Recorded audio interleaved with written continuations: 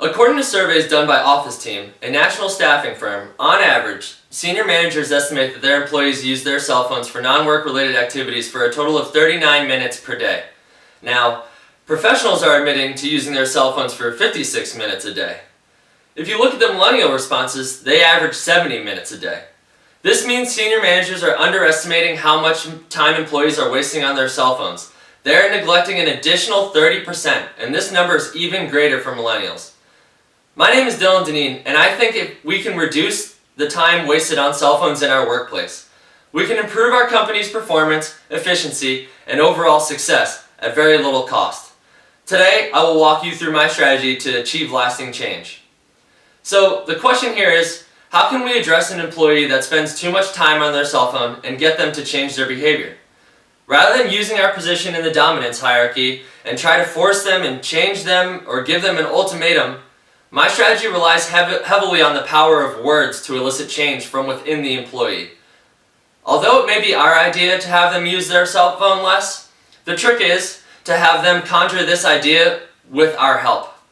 This is the subtle yet meaningful difference between the following phrases. My boss wants me to use my cell phone less at work versus I want to use my cell phone less at work. Summarized into one sentence, this is how we will do it. It is 5 steps in total. Partners together, identify problems, and elicit change with planning. If you can remember this simple sentence, it will guide you through a smoother conversation with a more receptive employee, one who is more willing to make a lasting change. Partners. So we start by speaking to them in a way that shows that we are partners. We are in a partnership. We are on the same team. You as a manager need to strongly believe that you are in a partnership. You have to believe this to your core because this sentiment will be exposed by your nonverbal communication. You cannot pause your nonverbal communication. You cannot fake it. It is too subconscious. Your emotions will bleed through. If you come into this conversation believing you have the right to exercise your power over them, your employee will notice. It will be clear that this is not a partnership, and this change is your idea to serve yourself, and this can inhibit their own motivations for change. Together. We want to meet with them together, one-on-one, in a quiet space, a room that is built for a collaborative conversation. Whether it is in your office or a small conference room, choose the room that creates a level playing field and encourages open and candid communication.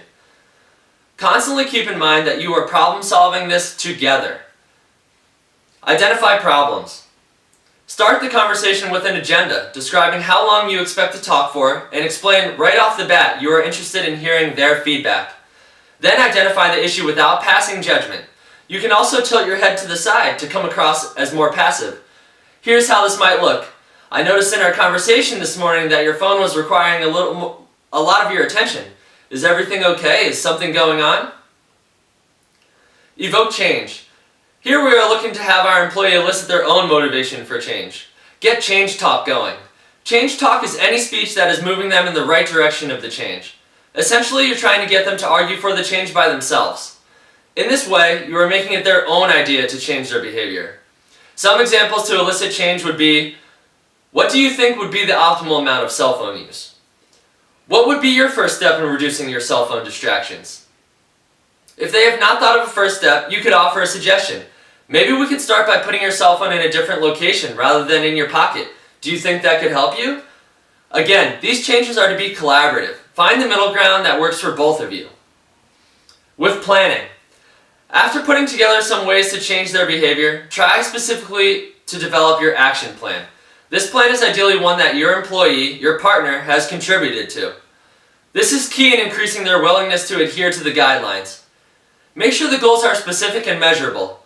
Set out a time frame to complete these goals by. Use checkpoints and schedule check-ins on the status of the project, and assess their progress. We want to be speaking to them as their partner. Be candid, be transparent, and be understanding. I believe that we can reduce the cell phone use at our company and give our employees a leading edge. But you cannot forget, partners together, identify problems, and elicit change with planning. Good luck, and thank you for listening.